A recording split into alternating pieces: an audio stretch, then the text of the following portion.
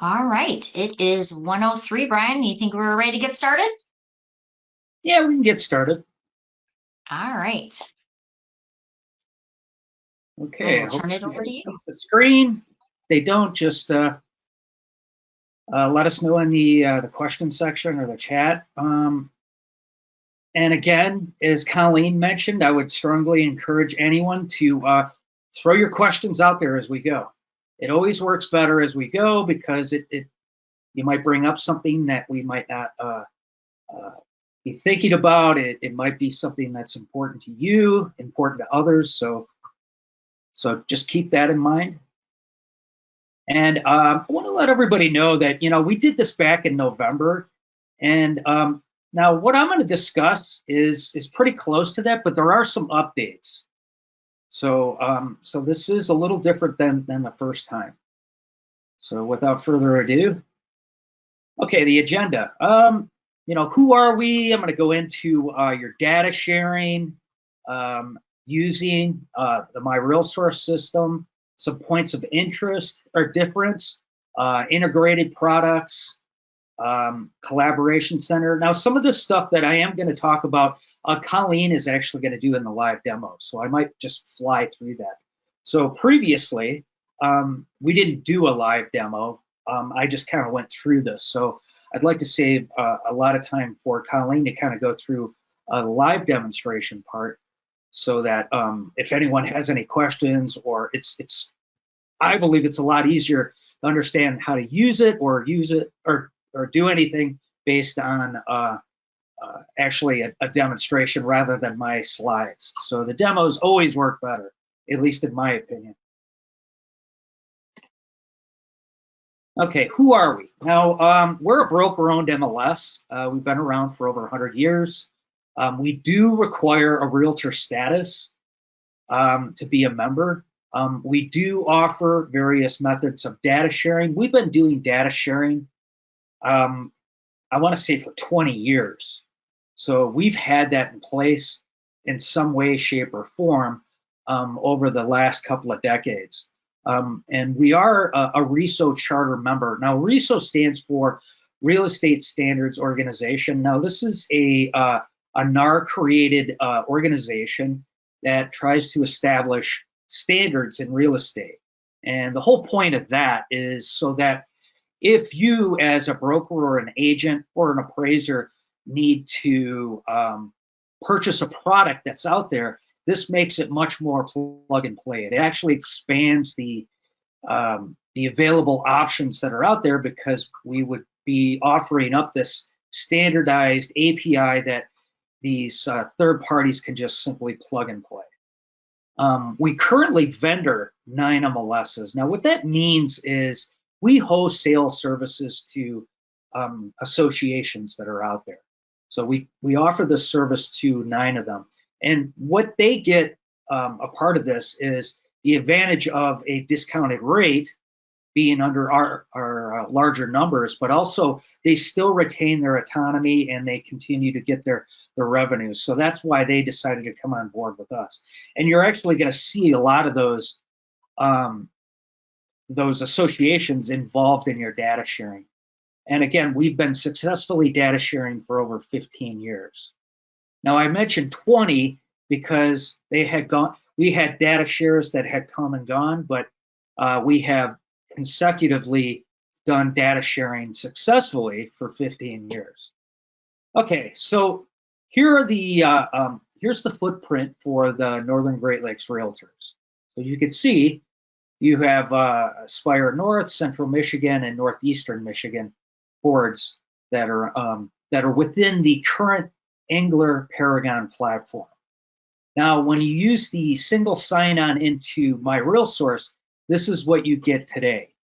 In addition to Northern Great Lakes Realtors, you'll see the MiRealSource Regional, which includes Bay County Realtors, Claire Gladwin Board, East Central, Greater Shiawassee, Lenawee County, MiRealSource, Saginaw Board, and Southeastern Border. Now, these are they're all on our platform, and again, when we say vendor, in other words, we wholesale them and then they resell the MLS services to their membership.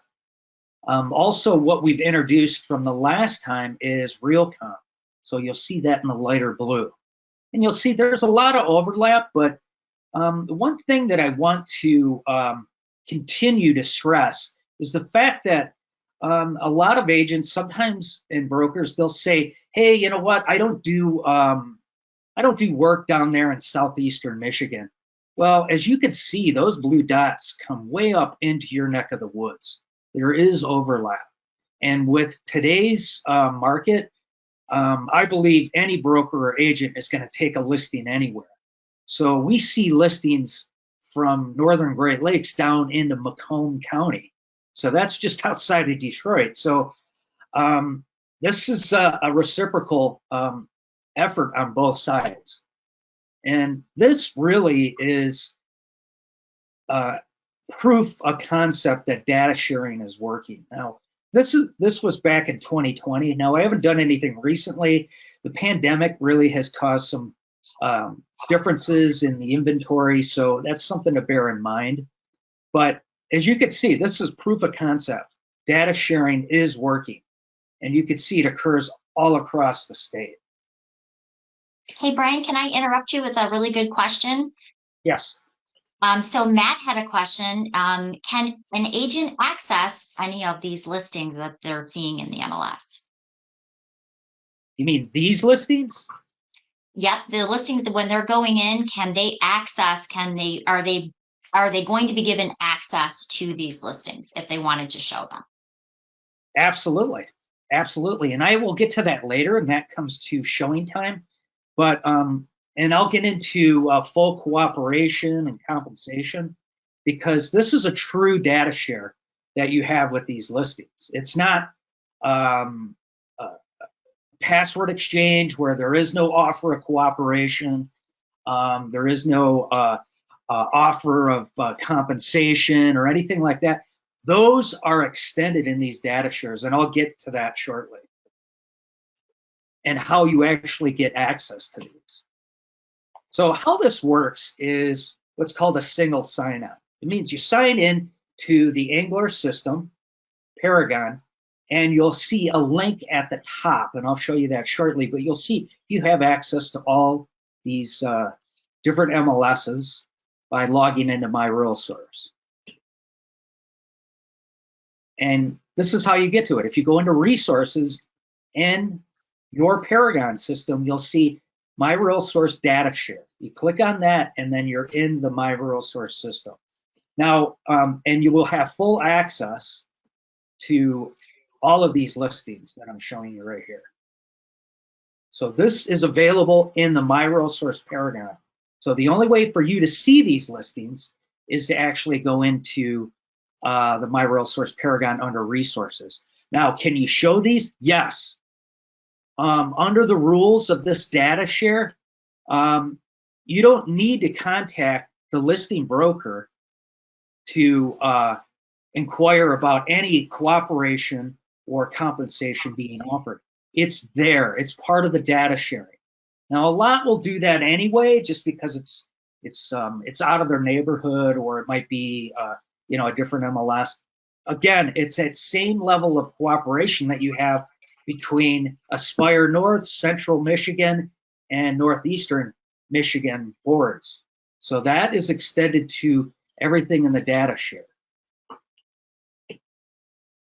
And this is how MISRIC, which you currently have in your data share as well. I just wanted to show this. When they go into their system, they might inquire, hey, how do I see Northern Great Lakes Realtors data? Well, they just need to select the MiRealSource. So we're all together on the same Paragon platform here, and that's how they see it within MISRIC or Greater Lansing. So if they say, hey, I don't see your Nglr listing that might be down in the Lansing area or in the MISRIC area, you just say, just select the MiRealSource, and they'll find that full listing in there. Now, the listing information that's provided, you'll see, this is the information that's all included within the login. Again, you'll note that I have down here, again, I can't stress this enough, that all all these listings include offers of cooperation and compensation. So just bear in mind when you look at that compensation, that is what's being offered not only to members of that MLS, but to you as a data share. The associated documents are also included. Now, we actually pull the Northern Great Lakes documents into our Paragon, so you'll see them the same way you see them within your home Nglr Paragon system. So when you log into or single sign-on into MiRealSource, you will see that information in there as well. Now, for the other data shares, for example, RealComp, they use a product called Remine. So when you click on that D, Skittle, or the documents, it will link out to a product called Remine, and you'll be able to download those documents from there. Now, I would stress of clicking on the individuals here. Otherwise, what you get when you hit download all, it's a zip up file, and then you got to open it up, and sometimes it's easier just to hit each. So just a note that you might want to consider when you download those documents. And MiRealSource and Greater Lansing, because they use a Flex system, we had to use a product of our own to display their documents. And that's under Transaction Desk. So again, it links out to another product, but you'll see those documents listed under MiRealSource listings in Greater Lansing. Now, there is a chance that in MiRealSource and Greater Lansing that you might get this notice. There are no documents to be viewed at this time. This means that the association in MiRealSource is not, they did not make the documents public, and it restricts it to their MLS system. Unfortunately, in this case, and we're still working with them to resolve some of these, but if the agent or the broker selects a non-public status for those documents, you'll see this notice. So unfortunately, you're going to have to contact that listing broker or agent to get the associated documents. But I hope we can improve on this by educating their members as well as to making them public. And again, we get all those documents available within the within all of the data shares that you see here. Okay, now I want to note also, and we didn't discuss this last time, part of the data share extends to IDX. Now that means if you have an IDX site, you can include those data shares that I just showed you on this map. So those data shares also extend to a website. So if you have a website, contact that vendor and tell them, hey, we get those additional data shares on our website. And by the way, this is a product that we provide as well. It's just something that we developed in-house. So it was something that is, it doesn't matter what site you use or vendor, just contact them and talk to them about adding those additional data shares to your IDX site. Okay, now, one thing that I wanted to bring up is, and you'll notice that in the top of Michigan, in the Upper Peninsula and the top of the lower, the top of the Lower Peninsula, is we have some associations and MLSs up there that currently don't data share. And what we'd like to do is, our objective here is to make the entire state available. And this is all we're missing right now. This is technically 3 MLSs: Eastern UP, Water Wonderland, and then the 2 are combined, which is Antrim, Charlevoix, and Kalkaska, and Emmett Association. Those are 1 MLS under Northern Michigan MLS. So those 3 MLSs are all that's left in the rest of the state of Michigan. So it really might take a grassroots effort. Brokers and agents that are doing business up there, you know, ask your association, why aren't they sharing? Why don't they want to share? We've reached out to them. We've offered a low price or even a no price form of data sharing, and they still don't seem to be interested.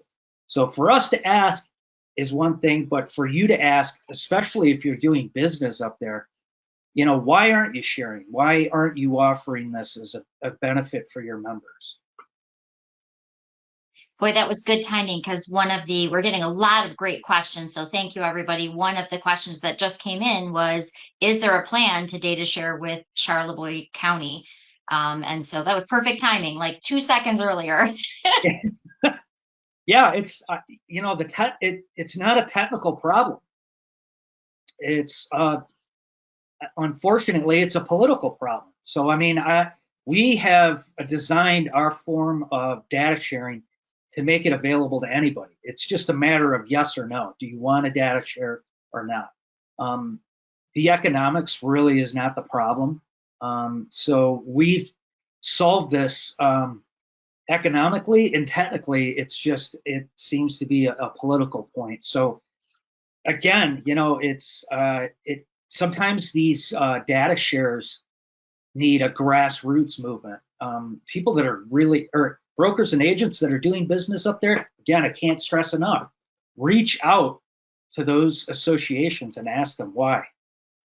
Sandra says, believe me, we keep asking. So thank you for asking the questions, because it is. I mean, we in our data share, we've worked so hard, and we really cover almost 97% of the state now through our data sharing efforts. And everyone shares data differently, and Brian kind of touched on that. But you know, gosh, 12 years ago, no one was sharing anything with anyone. And I remember as an agent being so frustrated. So it's come a long way, but it really is us, you know, continuing to ask, and members continuing to ask, especially with the last 3 MLSs that we need. So good question. Perfect timing. Yeah. And Brian, we have one more question, and it's a really good question, and maybe you can just kind of give a brief, maybe a brief explanation. But Tia brought up a good question, and it's sometimes a little bit hard to explain. But Tia said, I see Midland on there, but I don't think that the Midland board shares with anyone. Can you kind of explain about Midland, Brian? Yeah, Midland is, they're actually on our platform, but they don't currently share. Now, we are in talks with them about a form of data sharing, and that's where we're at. I mean, I will say we're further along with Midland data sharing than we are with what you see on the screen here, these 3 MLSs. So yes, Midland is another one, but you know, they're on our platform, and it's just that it's a case of yes or no. You know, it's a decision by that organization. So again, so I hope to get them to say yes. At least they're talking. These 3 MLSs, they won't even talk to us. Any other questions? These are good questions. Really good questions. Yes, I think I'm answering as they come in, but I'll keep interrupting you if that's okay. Yeah, absolutely. Okay, some notable points of difference between our systems is, you know, the statuses. You have an active, under contract, taking backups. That is equivalent to our ABO status, which is accepting backup offers. That one's pretty obvious. Withdrawn is actually equivalent to unconditionally withdrawn, and then there's a sold status, which is equivalent to closed. Data share statuses that you might not be using, actually I don't think you're using either one of these, is a coming soon status and keep showing contingency applies, or a contingency status. And the coming soon, not everyone uses that, but we needed a target for it. And even though that you might not use it as an MLS, it's still important that you're seeing it, since it's actually out there in the public domain, like on Zillow, Realtor.com. They're publishing those coming soon. So the consumer sees it, so it's important that you see it. And you know, this still falls in line with the pattern of all we're trying to do is build a database that agents will have the same information that the consumer has, and this is no different.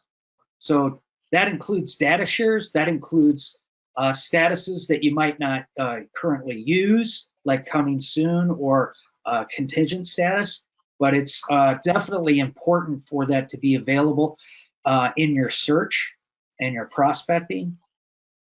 Another thing to note is the searchable field or the original MLS field. So those Nglr MLS numbers are searchable in the original MLS number field. So if it's not there by default, it's important that you probably add it.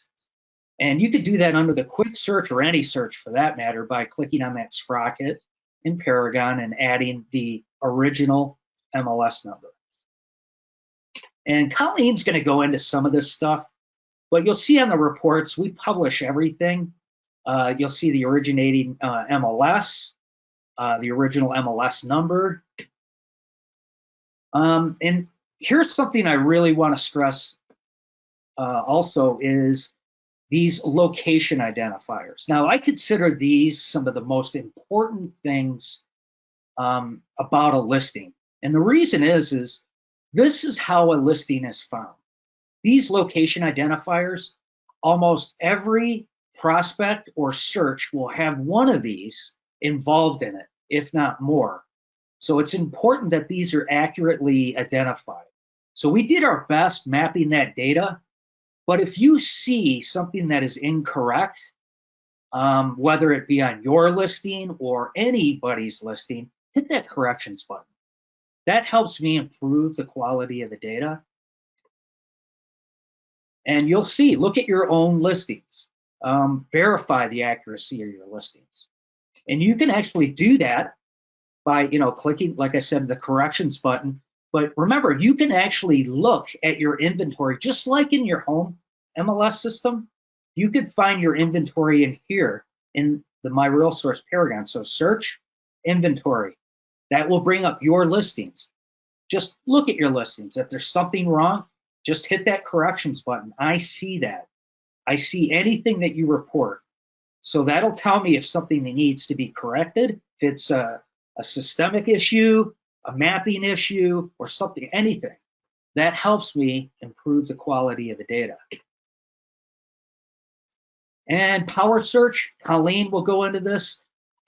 There's some things that we've learned over the years that the power search is, I would say, one of your best friends in the Paragon system, because you don't only look up addresses, but you can look up saved searches, agents, contacts, members. You could put in multiple addresses, multiple ML numbers, save searches and contacts. Again, this is a feature that you actually have within your home Paragon system. You have it in the MiRealSource Paragon system. Map layers. Now, you're going to see some differences here because we've gone above what you currently have in your home system, and we've added more into school districts, attendance zones, private schools, public schools. So what these create are layers where you could see the attendance zone. What elementary school will this property be a part of? So you'll see those boundaries within the mapping in Paragon. Okay, this is one of Colleen's favorites, so I'm not going to steal her thunder on this, but we've added some unique things in our Paragon, and this is no different, where you could just copy and paste a bunch of addresses at once. And that's called the full addresses. I love that field, by the way. Yeah. Brian built that after we begged for a long, long time, and wait till I show it to you. I think you'll love it too. Okay, statistics. Now, I really want to let you know that the statistics within Paragon not only address Nglr data, but all of the data shares. So you can actually see how you rank within a certain area, county, within a certain board. It's entirely up to you to what statistics you want to create. And you can do that ranking for agents or offices within the MLS. And the sales detail. This is how you can determine or see your production. You could see what you've produced within the last year. Now, this extends beyond just your production. This can extend to dual membership. So some agents out there, and then honestly, I don't understand it, but they like to be members of more than one MLS that are within a data share. So even though they see the same data, they're still members. So sometimes those deals will fall across those data shares. And if that happens, you can actually create the sum of those deals between the two data shares. For example, this is a MiRealSource agent, and this is the same agent in RealCom. And then it gives you the grand total down at the bottom so that you can establish your full production for the previous year. Any questions on statistics?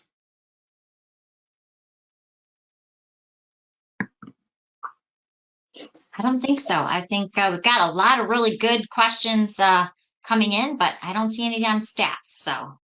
Okay, now here is another product that we created in-house, the MiRealSource mortgage calculator. And you know, Paragon's got, I don't know, 100 of them, but it didn't quite do what we wanted it to do. And what's nice about this, it creates a really client-friendly report, but it auto-populates too. So the purchase price, down payment, the taxes, the HOA, all of that is auto-popped into this report, and you can just set the interest rate, insurance, anything like that, and you can actually generate this report in just seconds. So it's a very cool report. It's printer friendly, so if you want to print it out or create a PDF with it, it'll do either one. Okay, we also do deep linking to a number of third-party products. HomeSnap is one of them. So if you view a property, and this is any property, data shares, you click on it, it will take you to that, that listing in HomeSnap.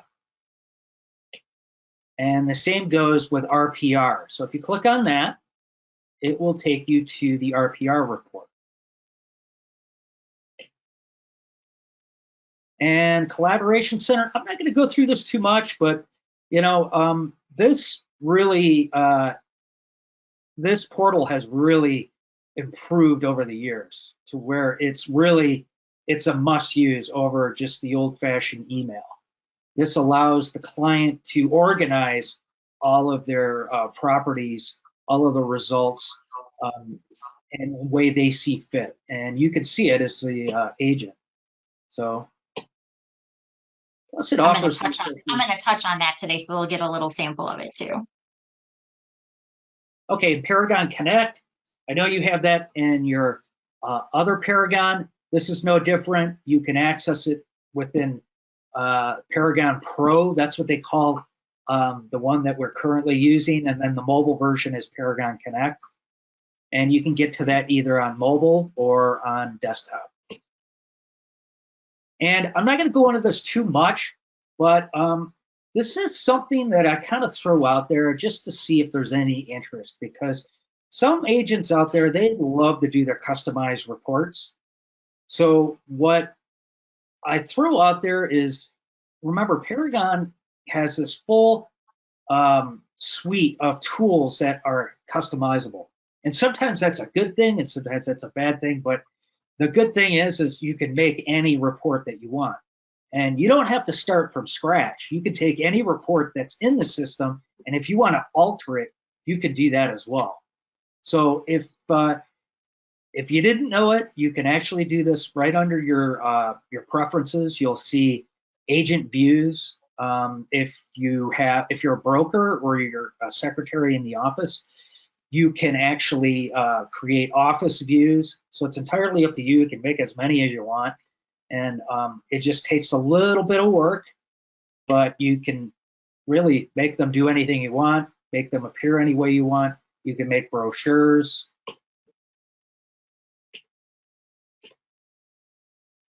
And ShowingTime. Now this one, I was hoping to have this live for you by this event. Unfortunately not, but we were so close. I think I might have said that last time, but Unfortunately, some of the technical things were a little more complicated than I was expecting, but I'm still hoping to have this done before the end of the month. So stay tuned for that.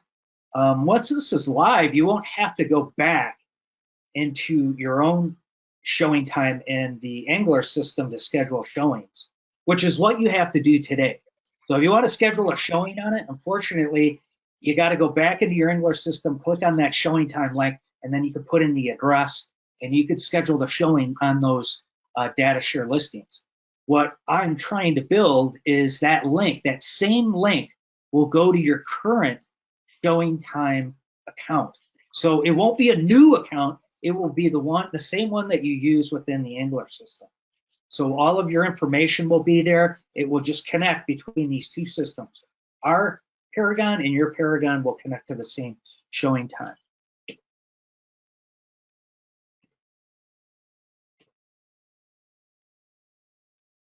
Okay, volume ranking. I'm not going to go into this one too much because this is always a headache, especially for MLSs that don't data share. And we're hoping to improve this now that you guys are in the fold of data sharing. Is there a question? No, I don't think so. Yeah. So in order to improve on this, it's all about sharing the rosters amongst the data shares. So we hope to improve on that over the coming months. So that is just a work in progress. And just to remind everybody, the Paragon Academy, which you can find under the help, which is under the help in both the Nglr Paragon and the help in the MiRealSource Paragon. And just to remind you, all these dots, this is what makes your job easier. You shouldn't have to search multiple MLS systems. So again, we're not going to stop trying to build a statewide data share. We're very close. Like I said, we're missing 3 MLSs onto this platform. So with your help, that could definitely accelerate the whole process. So if you have any questions on this, what you can do, what you could do to help, or how you can help facilitate this, by all means, reach out. We definitely have some information that you could send to fellow agents on how data shares are actually improving not only your success in real estate, but the time that you spend in real estate is greatly improved. So definitely let us know. And it's time for the demonstration. All right. Well, thank you, Brian. That's a lot of great information. I'm going to go ahead and grab control if that's okay. Yep, I'll take care of the questions. All right, sounds good. I think I left you 1 or 2, but hopefully I got you kind of caught up. All right, so can you see my screen okay, Brian? Yes. Awesome. All right, so I get the fun job. Brian gets all the hard technical stuff. I get the fun job of taking you through. I'm going to actually stop sharing my camera so you can actually see my screen, because we're going to go through a lot of great information today.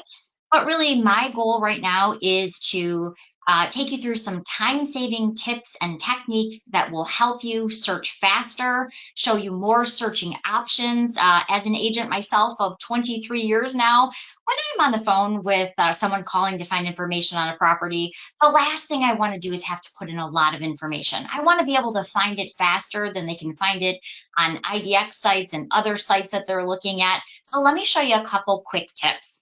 As Brian mentioned, one of the key functions when you want to find something fast is kind of hidden up toward the top, and it's this power search. So let's say that you were looking for, we'll use 824 Lakeshore. I can literally start typing in just key pieces of the address. I can see, oh, yep, there's 824 Lakeshore right here. So if I'm on the phone with a client, I can quickly pull up all of that information faster than they can find it. This is not only helpful when you're trying to find one address quickly, but you can type in an agent name. So if I'm looking for a particular agent, maybe to submit an offer, I can type in an agent name at the top, Or you can even type up to 30 MLS numbers right into that power search and pull them all up quickly. So really think of the power search as being very Google-esque. I want to find one property fast, I'm on the phone with someone, and I want to be able to quickly text all that information over to them. So again, you can put it into the power search here at the top. I can then go right to this share button. I can quickly text it out to a contact. If I have that contact in Paragon, I can click on the contacts record button and send it immediately to them, or I can even add in a new contact and immediately text that record over to them.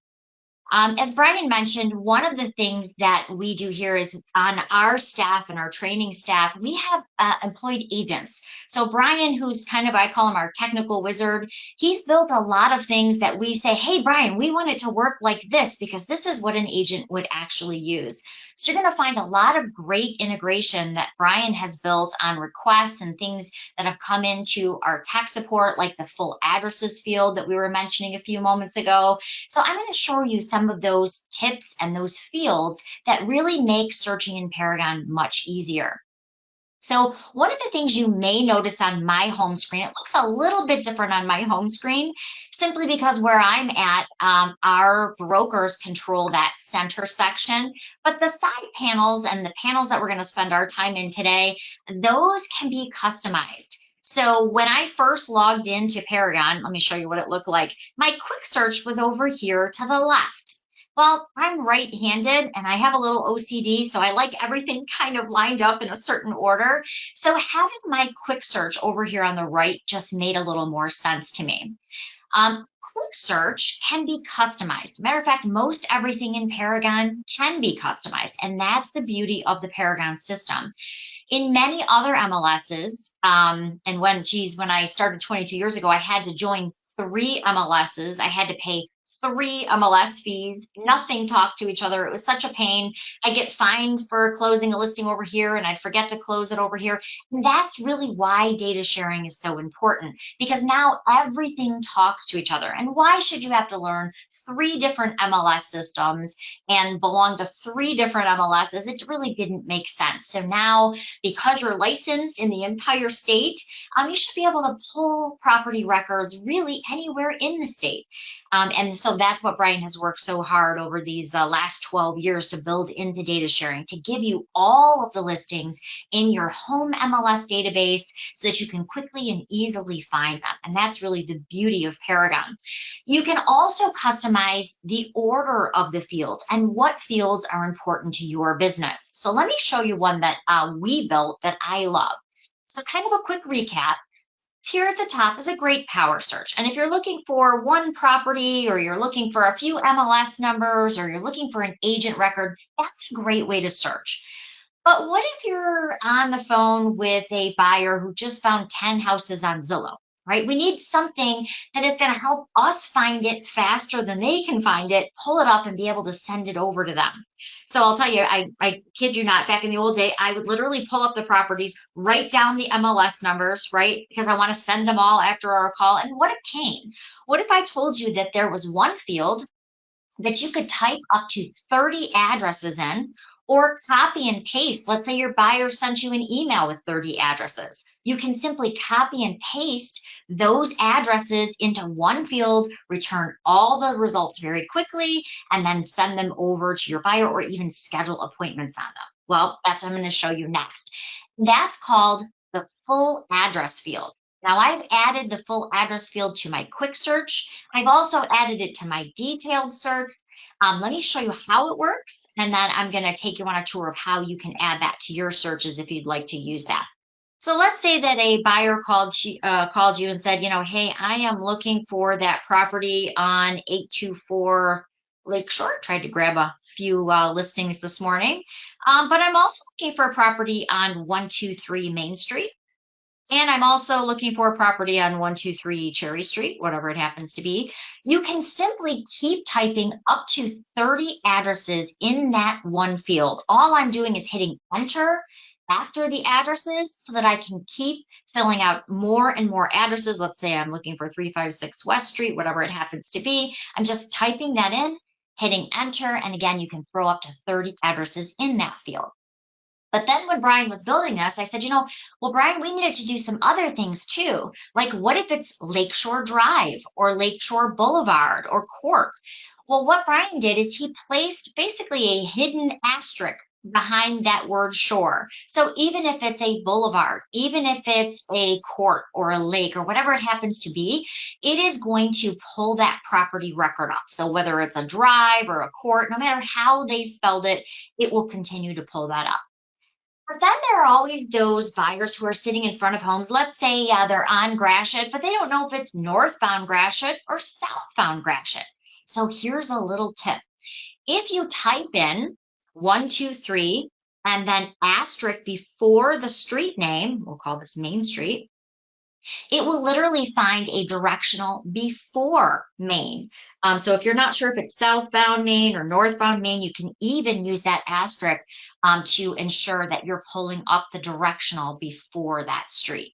So now, obviously, if they're sitting in front of it, I would probably put in some statuses like active or pending, and I can pull up all of those records at once. So if I know they're sitting in front of it, it's probably going to be active or maybe even pending. I could put that in there. Now I can pull up all of those records, simply hit search.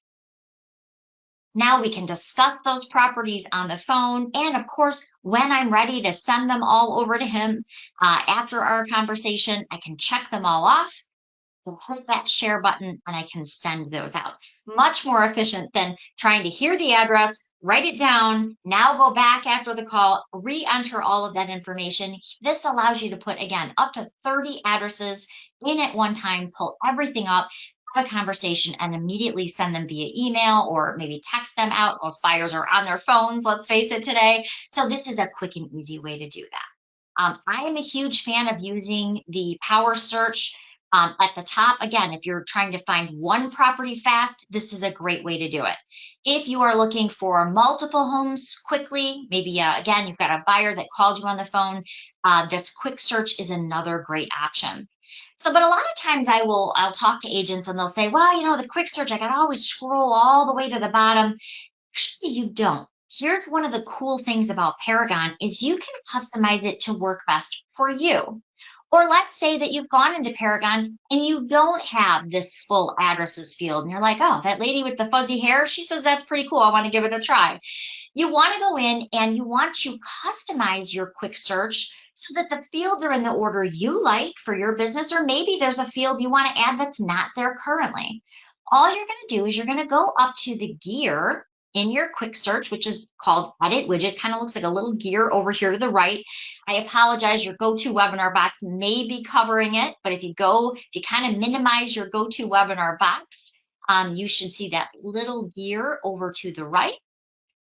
And if you click on that, that's going to open up all of the fields that you've selected. If there's a particular field you don't want, let's say I don't want to have municipality in here because I search by area municipality, so I'm going to remove that. I can simply check it off and remove it. If you don't have, I'll show you how to add that full addresses field. If you don't have that full addresses field, yes. Quick question here. Somebody's asking if you don't know the address, but just the street name, you could definitely in the power search just type the street name, and it will bring up every street with that name on it. Great question. Yeah, so if it's Lakeshore and you don't know what the address is, just start typing Lakeshore and it will show you. And sometimes there'll be more than one record. I should probably point that out too. It will bring back 10 records. You can always click on that 10 and open up all the records at once, because sometimes properties have closed multiple times. So very good question. I can go back and we can look at that again too. But let's talk about that full addresses field. If you want to add the full addresses field to your quick search, you can simply go to that gear again. So we're going to go back to our gear. We are then, take mine out just so you can see how to add it in. All you're going to do is go up to this find box. I'm going to type in the word full. Here's our full addresses field. So I'm going to check that off, and I'm simply going to add it to the fields in my search. Now I use this a lot. So I don't want it way at the bottom where I always have to scroll down. Feel free to drag and drop those fields into the order that works best for your business. So if there's not something there, like maybe you're doing more rural, you wanted to add acreage or certain things important to your business, simply find that field, add it in, and now you can apply that right to your search. Now you can see that full addresses is right up here at the top and easy for me to access. So kind of going back to that other question, as Brian mentioned, yes, you can simply type in a street name. And sometimes there'll be more than one property on that street. You can actually open up 10 listing records at a time. So I'm going to click on that 10. And as you can see, I opened all of those up so I can go through and I can find that particular property. I kind of like to tell people too, I have a little OCD and I admit it. So I like to tell them, think it's like an Excel spreadsheet, if you will. If you want to sort by, let's say, status, I want to see how many actives, or maybe you're pulling comps and you want to see how many closed versus pendings that you pulled in. Yeah. Sorry, I'm getting That's a okay. lot of questions on this one thing. The full address field. Yes. Everyone's saying that they can't find it. Now, I want to make clear, this is only available in the MiRealSource Paragon. So it's not going to be in the Nglr Paragon. This is a field that we created. You know, not all Paragons are the same. So, and this is another example. This is a field that we created in our Paragon to do exactly this. So it's something you'll have to add with that sprocket. So if you don't see it, then make sure that it's not already there. But it is, you'll see full addresses, so you'll find that. So click on the sprocket. If it's not there, you'll find it. But again, it's exclusive to the MiRealSource Paragon. And so just as a reminder, that means you're going through the resources, you're going into MiRealSource, and then you're going to add that in if you don't see it. So let me show you again how to add that in, just in case you missed it. You're going to go to that little sprocket, or that little, I call it a gear. Brian always calls it a widget and all the appropriate words, but it kind of looks like a gear to me. You're going to click on that. I'm calling it a gear. It looks more like a gear. And then all you're going to do is you're going to add in that field. So I'm going to remove mine just so you can see me add it in again. So think of it this way. Everything under selected fields is what's in my quick search right now. Everything over where it says available fields are things that you can add in. But when you're using, and this is again something Brian built exclusive to us, when you're looking for it, you're going to type in just the word full. That's all you need. Now, if nothing comes up when you type in full, it means it's probably already here for you. So when I type in full, I can see full addresses pops right up here. And I'm going to add it to my search because that's one I use a lot. And then again, don't be afraid to move that to the top of your search if that's something that you'd utilize a lot. All you want to do is hit apply. And now it's going to add full addresses right here for me to use in my searching. Don't be afraid to add other fields as well. There was a really good question. I apologize. I should have wrote down who actually asked it, but there was a really good question about looking up an MLS number from another MLS. This one happened to be a RealComp number. So you can look up an MLS number, but there is a field you're going to want to add. And that's the original MLS number. Because what happens is, remember, you're now sharing, you're looking through the data share, and we have 97% of the state in our data sharing efforts. So now you're looking at a much bigger scope, right? So when you're looking for a particular listing, what we do is when it comes in, it may have a new number, a renumber, if you will. So if you have a RealComp number, or if you have another MLS number, there is a field called Original MLS Number that you can actually place that into, and it will pull it up. And I think it was Penny, but I apologize. I don't exactly remember. I should have wrote it down. So the question was, well, I have this MLS number from RealComp. Where do I put that to pull it up? So let me show you. So you're going to go back to that same edit. If you don't have the Original MLS Number field, you're going to go back to that gear again. And I don't see it in my list of selected fields, so I'm going to add that in. So what I would do is I just start typing in original. As soon as I did that, you can see the original MLS number pops up. I'm going to check that off. I'm now going to add this to my list of fields I want on my quick search. And so I think it was Penny. If you're the one who asked that question about the row comp number, this is where you're going to place that number. So I'm going to now apply that. Now, if I have that row comp number, I have another MLS number, I can place it in that field and it's going to find it for me. Okay, so hopefully that answered your question. I made some notes and I said, hey, I got to remember to show that as well. You can add originating MLS. You can add original MLS number, which I think is the most helpful. That's when you have that MLS number from another MLS and you need to be able to find it here. So really quick ways to quickly find those particular properties or those particular MLS numbers. All right, Brian, any other questions before I go into more detailed searching? I just want to remind everyone that because we keep getting asked about the full address field, obviously it's hugely popular. Brian, did I mention that was going to be big when I kept asking you for 3 years to build it? It's a hit anywhere that we talk about it. Yeah, it's not currently in the Northern Great Lakes Paragon. If you're asking about that, that's a question for your board.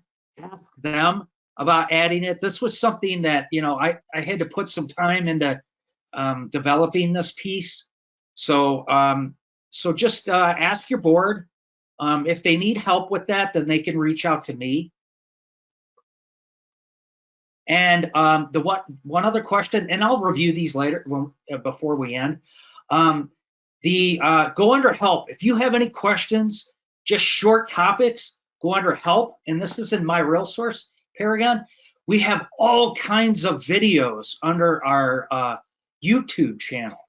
So you click on that, and they're short topics. They show you how to do these quick and cool things that would save you a lot of time. So when in doubt, click on that help button. There's documentation. There's all kinds of tools. So you'll see we're always making new videos on how to do things in Paragon, like the sales detail. You want to see what your production is at the end of the year. Most agents, they forget, hey, how do I pull my year-end production? Well, that's how you do it. So these are all of it, as Brian was mentioning. We created a YouTube video.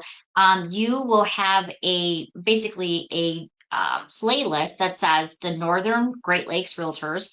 And this will allow you to see today's class. So all you'll do is you'll find the Northern Great Lakes Realtor playlist, and the class will start to play. You can fast forward to if you've missed something, or you're like, oh, had that lady with the fuzzy hair add that full addresses field again. You can always go and watch that piece again so that you can add it in and you can follow along. And I'll probably have this video probably edited tomorrow. So give me the rest of today and we'll get that uploaded tomorrow so that you can go back and watch it at your convenience. Okay, and I'm going to give you the address for this and how you can find all of these tools too. We did a great quick tip, a Paragon tips and tricks and quick tip videos. I think Debbie's done like 60 of them now. They're 2-minute videos on how to add a contact or how to set someone up. So they're really helpful resources. And I'll give you all the address when we conclude today. All right, so let me go back to Paragon, sort of jump ship there for a moment. I just wanted to show you that. I thought since we're talking about all the videos, it probably would be nice to see the video. All right, so back to Paragon, as I mentioned, the power search at the top, well, that's great for finding one property fast. The quick search over here to the right is great, especially if you take the time to customize it and put it in the order that you wish. Well, let's face it, most of the time as agents, we're doing detailed searches. We're trying to work with a buyer who's looking for a 3-bedroom home with 1,500 square feet. By the way, he wants an attached garage. He needs at least 2 cars. Let's say he's looking for something maybe on the river or on the water. He's looking for particulars, right? Maybe with a finished basement. Get that level of detail. And how do you automate it? That's the big thing. So Brian briefly touched on one of my favorite tools, which is the Collab Center. The Collab Center is basically, think of it this way. It is setting up a search It's saving the search, and that search is going to have everything that that buyer wants, right? But it's saving that search and marrying it to that buyer's contact record. So anytime a new listing comes onto the market, it automatically, without you having to do anything, sends it over to that buyer. So it shows up in front of them, and that buyer sees that new listing. They can go in, they can favorite it, they can ask questions about that listing. They can even tell you what time they might want to view that listing. They can see the details of that listing. But there's some really cool pieces. And I don't know if it's just the fuzzy hair or what, but every once in a while, I seem to attract those difficult buyers. We'll call them difficult buyers. I had a wonderful closing with a lady. She referred me her sister, and I assumed because my closing with her was going to be wonderful that the sister was going to be equally as wonderful. Except that my second call with the sister, she said, Colleen, if you send me one more yellow-sided home, I'm going to fire you as an agent and get another one. Well, first of all, I didn't know she didn't like yellow siding. By the way, there is no button in the MLS that says remove yellow siding. So there are great tools in the Collab Center like Agent Preview, which allowed me to send everything to me first for this kind of particular buyer. I could then look at it. I could either allow it or remove it so it didn't go automatically to her. So it gave me that chance to review it first and decide, oh, it doesn't have yellow siding. This one's okay to send, correct? There's also things like you can do an agent recommended. I have a very close girlfriend. She's also a trainer for Real Estate One. She works on our staff too training, and she had listed a house. I had some first-time home buyers. They must have said 50 times, I only want to live in St. Clair Shores. Don't show us houses outside of St. Clair Shores. So she happened to list a house 2 streets outside, but it was in a different city. So it didn't automatically come up in their search. But I knew from the pictures and talking to her that this was going to be their house. So you can do something called an agent recommended, where it literally places that home in front of them. When they log in, they see it and it says, your agent recommends you look at this. And of course, they looked at the photos, we walked in, we wrote the offer right there and ended up closing on that house. But they wouldn't have seen it traditionally because it wasn't in their exact parameters. So it allows you, the agent, to have that upper hand and say, you know what, I still think they might want to look at this one. So tools like the agent recommended and the agent preview, those are very helpful. So let's go into our detailed search. So you're going to find that detailed search. And as Brian mentioned, you can search inventory, you can search open houses, you can search, all different classes, you can find your saved searches. You're going to find all of those things right under your search icon. So where I'm going to go to now is I'm just going to say that we're going to do a residential search for this buyer. I'm going to show you a couple quick tips too, because remember, you're looking at this through data sharing. You're seeing a lot more area, a lot more listings. So I'm going to show you a couple quick tips that I think will help you. Of course, if you're not sure what goes into a particular field, you can go right over here to the right and you can click on the magnifying glass and you can see exactly what it's asking for. So I'm going to say this buyer is looking for a single family home. Just like you see here, you can decide to add things like the multiple addresses field or other fields that may be important to your business. Works very similar to what we did in the quick search. You can go right up to customize, again, that little gear or that little widget. You can click on fields and you can decide if a particular field is in the wrong place. Maybe I want to move zip code down a little bit. Or if there's a particular field that you think would be helpful, you can type in the word full addresses. And again, you can add it to what's in your search. All you want to do is apply. And now it's going to move those into the order that I wanted. All right, so I'm going to say that we are looking for a residential home. And what area? Now, here's where it gets kind of interesting. I had no idea that in the state of Michigan, there were 5 Clinton townships. But when you start typing in words like Clinton or Clinton Township, how do you know which Clinton Township is the one I'm looking for? Because you don't want to set your buyer up with the wrong one. Well, actually, what Brian showed me is the first 2 numbers that you see here are actually county identifiers. But you may not know, okay, well, what county am I looking for? So there's two things you can do. You could go to the county and simply start typing it out. So I could type in the word Macomb and I could quickly identify that 50 is the Macomb identifier. Or I could simply just put in the county. And now when I go to type in Clinton Township, it's only going to show me the Clinton Township for that county. Because remember, you're seeing now 5 Clinton Townships, right? You want to make sure that you're setting your buyer up with the right Clinton Township. So a little note is you might want to put in the county first if you know that there are multiple cities, or simply if you don't want to do that, you can actually go into the area. And again, I could see if I know Macomb County starts with 50, I'll know that's going to be the Clinton Township in Macomb County. So a couple little tips there too. Statuses, as Brian mentioned, if I go over to the magnifying glass, that will show you all of the statuses. I know there was a couple questions, well, we don't use this status or that status, and that's really something that your board decides. And they decide what status members are going to have access to. But remember, through here, you are going to still see those. You will still see things like coming soons, because remember, you're looking at the data share. And of course, they may be in there. You could, of course, search by zip code. I'm going to show you an even better way to search in just a moment. But now I'm going to jump down. I'm going to say that this particular buyer is looking for a ranch style home. So I'm going to go to structure style. And of course, I'm going to add in 1. Maybe I know he's looking for a minimum of 3 bedrooms. I can leave max open.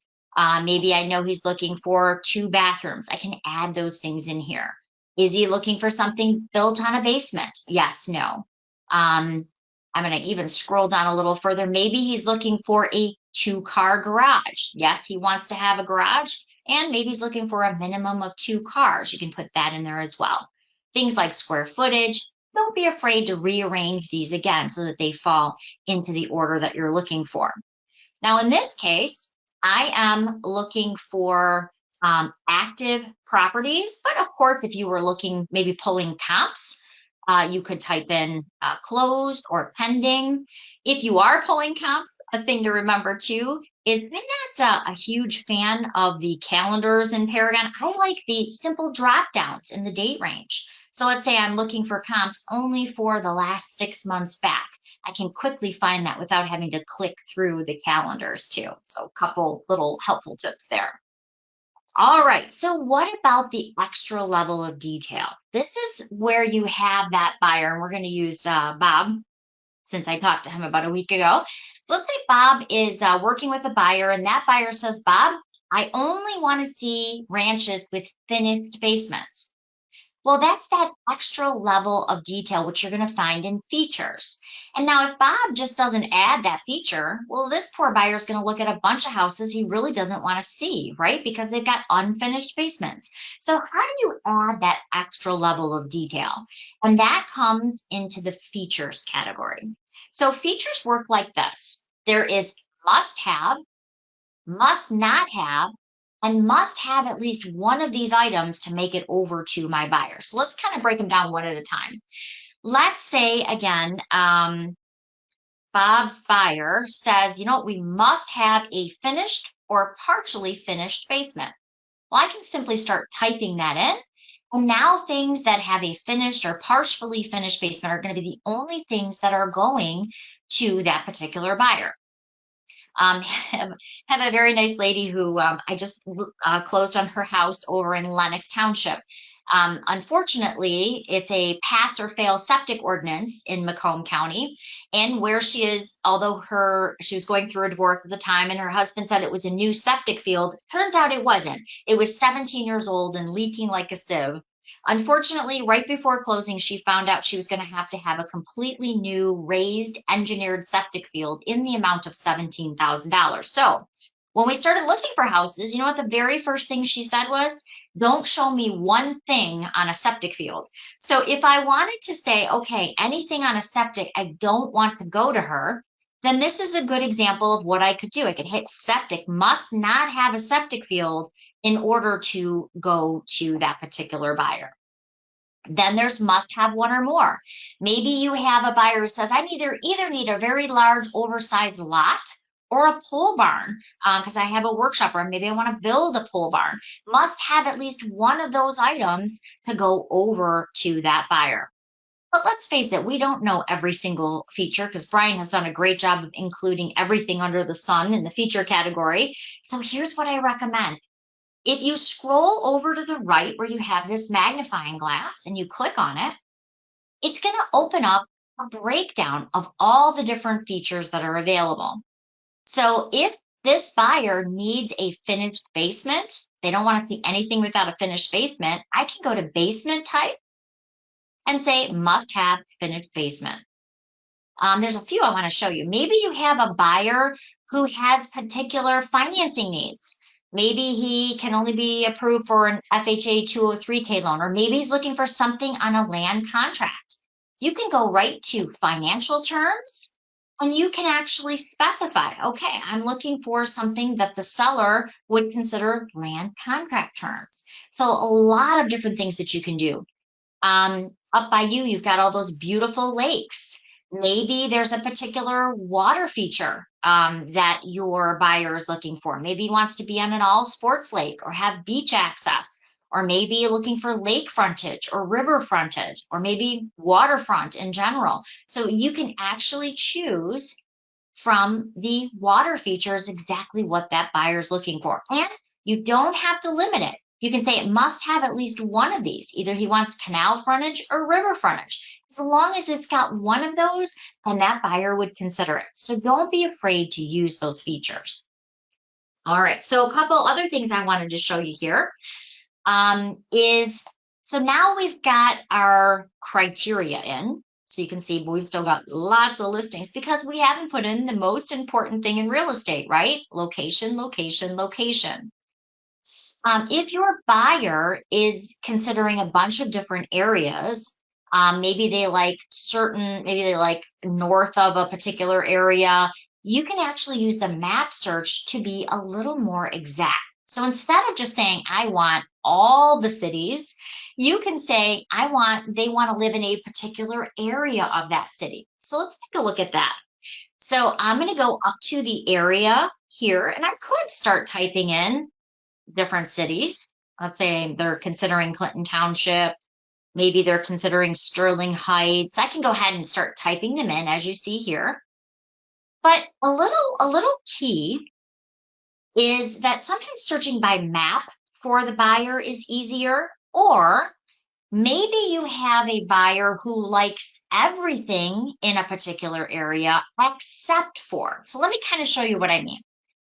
In Macomb County, I think there's something like 26 cities, and that's where I am currently. So I'm just going to use that as our example today.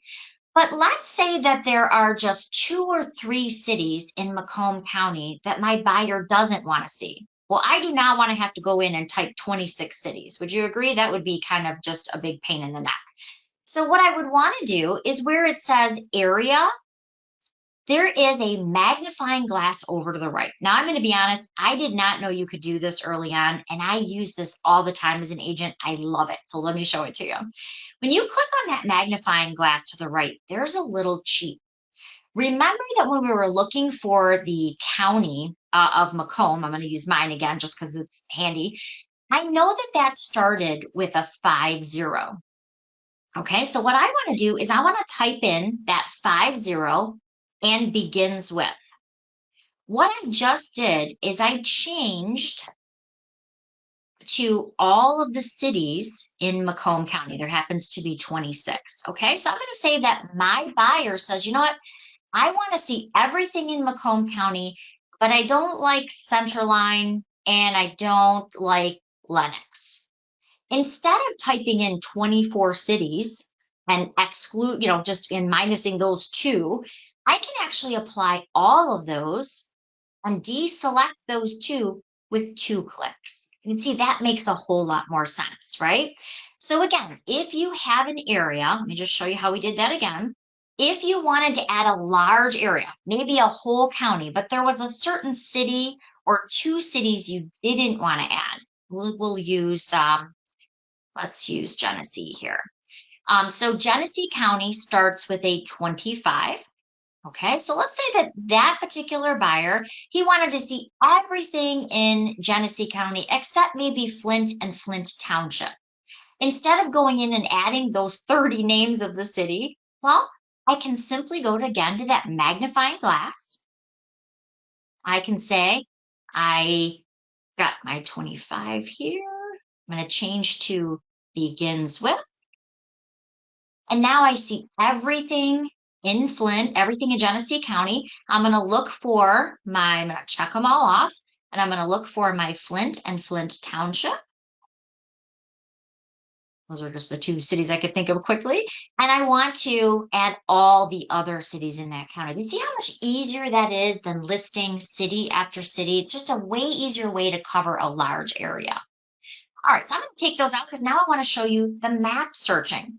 If you have buyers who are very particular, they want to live in certain subdivisions or just certain areas, well, that's really when searching by map is more helpful. Okay, so I'm going to take out all these areas we just added, and I'm going to go into our map searching. I'm just going to click into search by map. Now, when you open up your map search, what it does is it should be opening to where your office location is. So this red X that you're seeing right here, that's actually the office location. You can change that in your defaults if it bothers you, but I kind of like it because I usually work somewhere around my office. And when that opens up, now I could go in and I could start moving my map, but I think I have kind of fat fingers because all of a sudden I start looking at the globe of the world.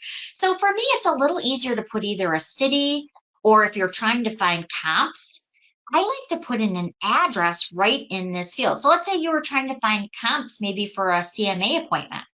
You could type in 41539 Wessel, comma, the city. By the way, it uses Google Maps. It's very Google-esque, so the less is best. You just want to put in the route street name, leave off the drives or the ways or the circles, whatever it is, comma, the city, and then simply click on that magnifying glass. So if you are trying to find comps in a particular area, here's a little tip. If I want to do what an appraiser is going to do right here, I would go up to this search radius, and I'd say, okay, I want to find properties within 1 mile of that subject property. Okay, so now you can see I've done a 1 mile radius. Here's my subject property, and I've created a radius. If you've ever forgotten, let's say you forgot to add some particular criteria, all of a sudden you're seeing a ton of comps, you can always go back to your criteria by simply clicking on these 3 open tabs. You can add and remove things. So again, I'm saying I'm looking for all actives, 1 stories, 3 bedrooms with a basement, or whatever it happens to be. So if you've forgotten to add something, I can go right in and I can make that adjustment. So let's say that I am looking for comps. We'll do that one. So let's say we're also looking for closed. We'll go 6 months back. And we'll also add in pendings. Now, when I go back to my map search, it's going to add those right into my circle as you see here. If I want to know what is this 239 comp, I can simply click on it, brings up the property record to the left. If I wanted to see, by the way, these little numbers here, these are clusters, meaning that the properties are very close to each other. So if I simply click on the cluster, I can actually view each one by just hitting the arrows at the bottom. All right, so that's going to start showing me those comps or that properties that maybe that buyer is looking for. Now, not only can you do the radius, but let's say you have a buyer who's very particular. He wants to live in a certain sub, let's say. You can also draw up to 10 shapes on this map. So I'm going to go up here and I'm going to say, okay, my buyer, I'm going to use our Paragon tool here. My buyer really likes the subdivision that is east of Garfield. I'm going to start drawing, and I'm literally just clicking my mouse. Maybe his mother-in-law lives over here by Castle. He wants to stay on the west side of Romeo Plank, but he likes this whole area right here. I'm just literally clicking where I want to start and stop my shape. You can add up to 10 shapes because let's face it, buyers are looking in larger areas. They might not just be looking in one city. They might be looking, up here in Rochester and down here in Warren. And so they could be looking in multiple areas. This allows you to customize the areas that they're looking at. All right, here's another quick tip that I did not know for a long, long time. And it has to do with excluding an area. So let's say we've got this radius here and your buyer likes this whole area, but there's this one area down by the train track over here he's not a big fan of. So I want to exclude a particular area. Again, if you have a big city, you might want to exclude, just north of 12 Mile, but you don't want to have to add that in. An easy way to do that is to go to the map and you can draw a shape on a shape. So let me show you what I mean. So we've got our radius here, but we're going to go up here and we're going to draw a shape.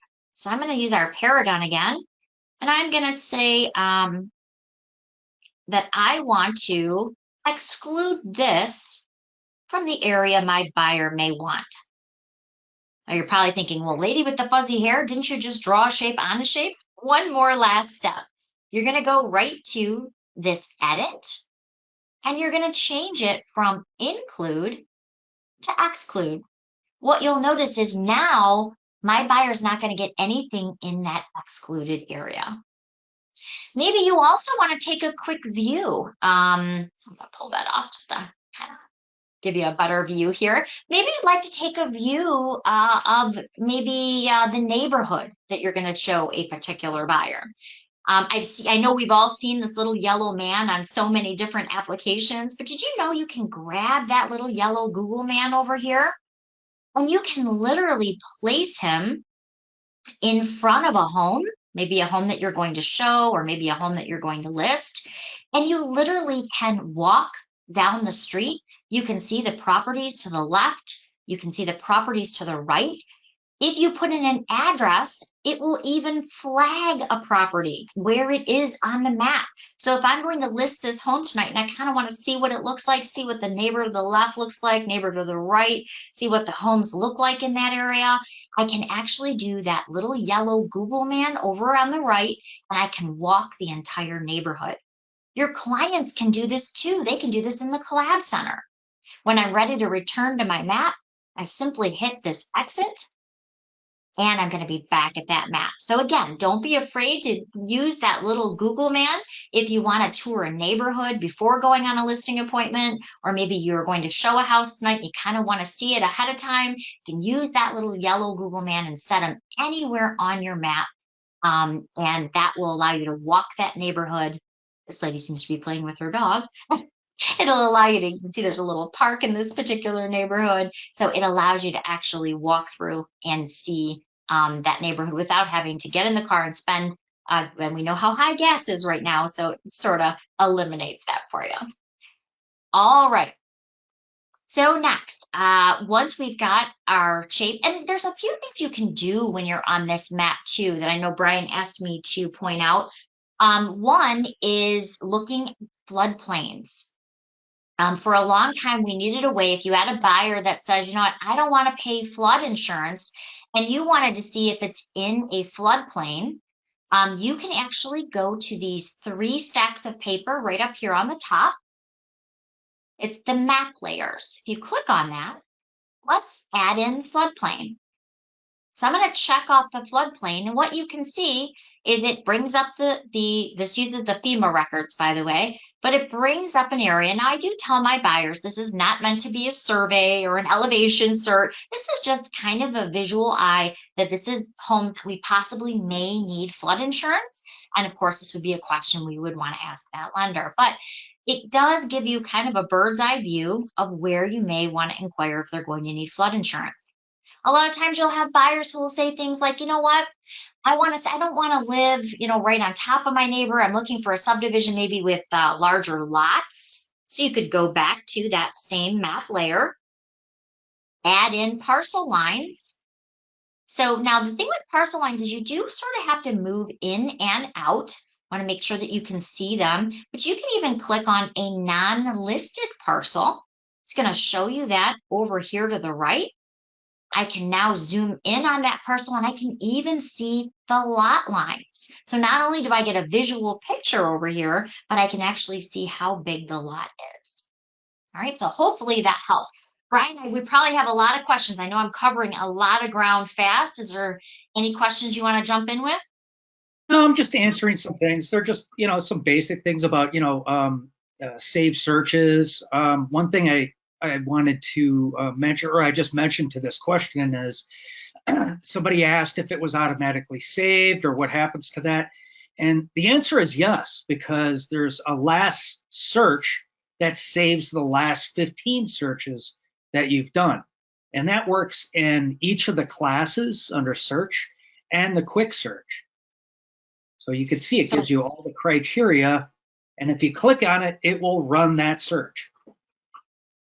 So great question. Yeah. So if you want to, let's say that you had a phone call, you walked away and you want to go back to the search that you had just done, as Brian mentioned, right under your criteria, there is last search. So you can always pull those up.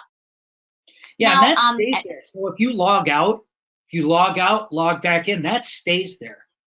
So it only gets overwritten once you go over 15 searches.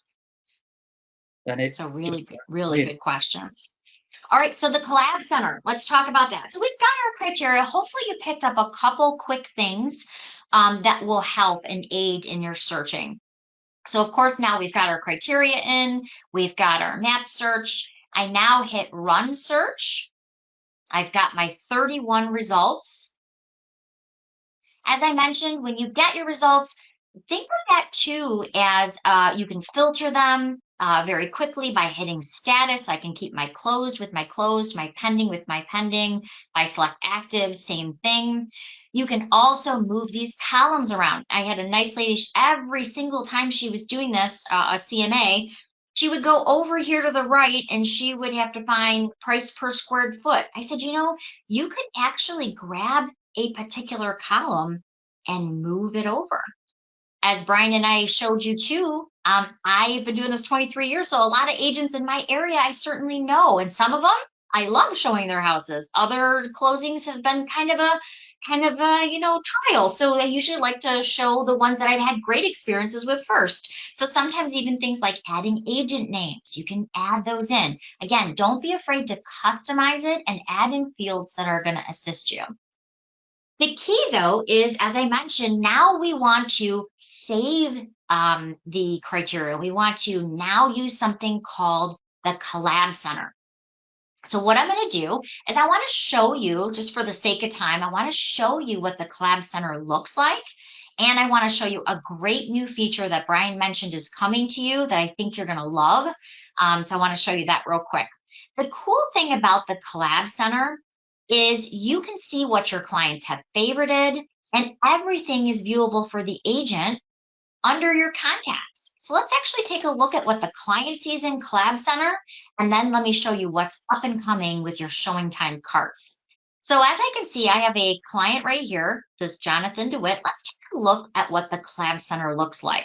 So I'm going to click on View because you, the agent, can actually see what they see. So I can see that he got a new match that was delivered today. When he's ready to go in and view that particular home, he can click on View Detail.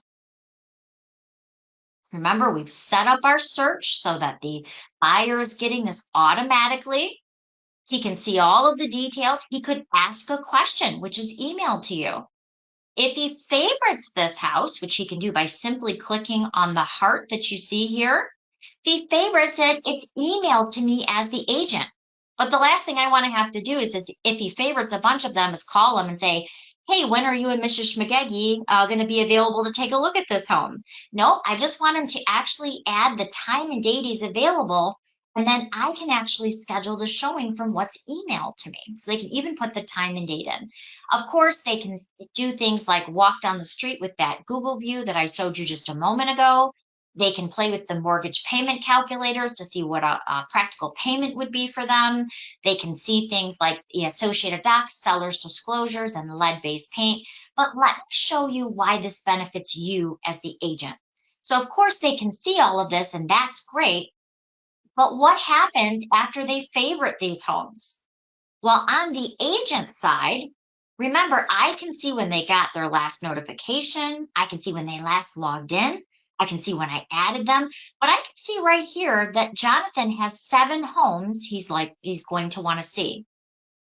Here's the cool feature. Now, this is coming. As Brian mentioned, he was trying to get it set up today for our demonstration. I apologize, but it is coming very soon. I know he's been working very hard on it. The benefit to you, the agent, is when you see that they've favorited homes and it alerts you via email, watch this. I'm going to click on the number 7 by their favorites.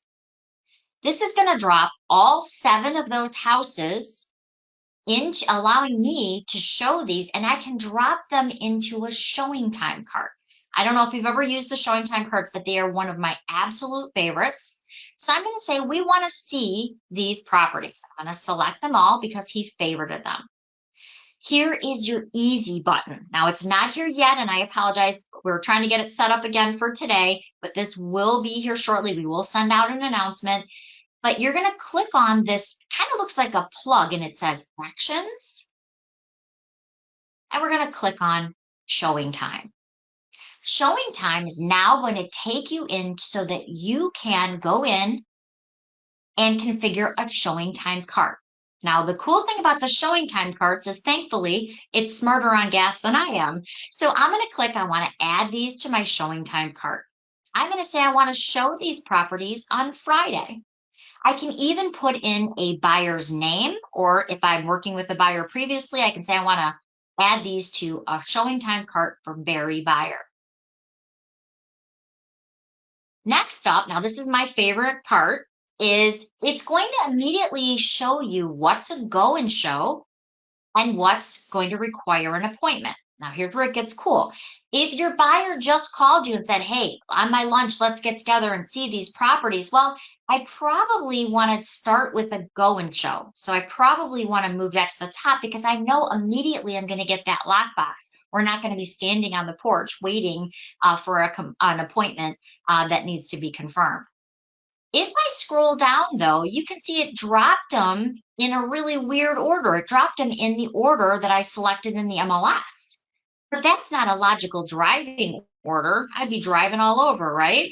So the next thing I want to do is I want to hit my Smart Route. Smart Route is going to put them in the logical driving order so that I'm not driving from one end of the city and then back. It's now going to place them in a sensible order. The other thing it does is it shows me what my drive time is, because remember, we're covering a much bigger area. And I can see right here that my drive time from property 1 to property 2 is going to be 11 minutes. It's approximately 4 miles. I can also see any blockouts, or if there's other overlapping appointments, I can see that here. And then all I have to do to schedule is to click on the time that I want. Now I can hit save. Now I want to go to my next appointment. I can see it's going to take me 11 minutes. So maybe I want to set that for 9:45. I can even see if it has a central lock lockbox on it. This allows me to create the order of showings I want. I can even add other stops, like if you're leaving from your house and you'd like to add in your home address so you can rearrange them from where you're leaving. You can even, if you're like me and you get those buyers who you're walking out the door, you got your tour all set, and of course they say those painful words, I found 2 more houses on Zillow. Well, you can actually go in and you can add those additional listings as well. So now this is something again that will be coming to you soon. The last steps I have to do is I just have to schedule them and then send them all out for confirmation at once. Now I'm going to start getting those confirmations back, and it will even allow me to send turn-by-turn directions right to my buyer's phone. So he doesn't have to call and say, which one are we starting with again? Which one are we ending with again? So it allows me to send that right there once they're all confirmed. So some great tools. So the ShowingTime integration is coming. Again, we apologize that we were hoping to have it done for today, but this is another great tool that you can access right through what they favorite in the Collab Center. So again, you can go to your contacts, see what they favorited, and simply you'll be able to click on the number and schedule all of your showings right from the Collab Center. Now, if you're like me, I've probably overwhelmed you, and you're probably thinking, how am I going to remember this? Well, don't worry. We actually recorded this. Again, you'll be able to see this right on our YouTube channel. And there are also great MLS documents. If you're more of a cheat sheet reader, right under this MLS documents up here, you can access our handouts and cheat sheets. So all you have to do is click on those cheat sheets. Let's say you want to know how to text a listing. You can simply click on the cheat sheet. You can save it to your computer. It just basically opens a PDF, and it will have large arrows and give you step-by-step instructions on how to do just that. Now, me, I am not a reader, to be honest. When I am frustrated and I need help and I'm looking for, how do I just add a contact to the Collab Center? Well, you can go right to our YouTube channel, which is, it's actually youtube.com/MiRealSource Media. MiRealSource Media will show you all the videos, playlists, and shorts. So again, I will set you up a playlist that says the Northern Great Lakes Realtors, and you can go back and watch this class. And if you need to fast forward it or rewind it, you can do that as well. And that way you can see it whenever you need help. All right, Brian, I think I went over my cheat sheets that you gave me of things that you asked me to cover. Is there anything that maybe I left off, or is there any questions maybe we can cover? I think we covered that. It really what became a very hot topic was that full address field.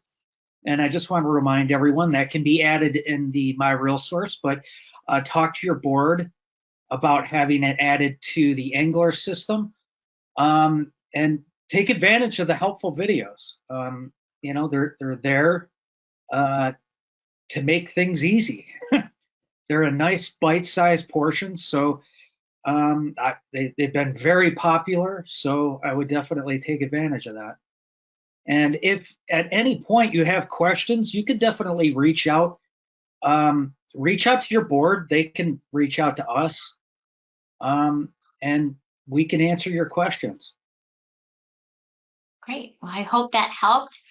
Thanks, everybody. We didn't run too far. We're about 4 minutes over, so thanks for your patience. Thanks for attending the class today. If you do have any questions, you can put that. If we missed any questions, there will be a follow-up email that goes out, and we'll be happy to help with those too. All right. Well, thanks, Brian. Great job today. Yeah, you too. Thanks. Huh? Have a great day, everybody. Happy selling.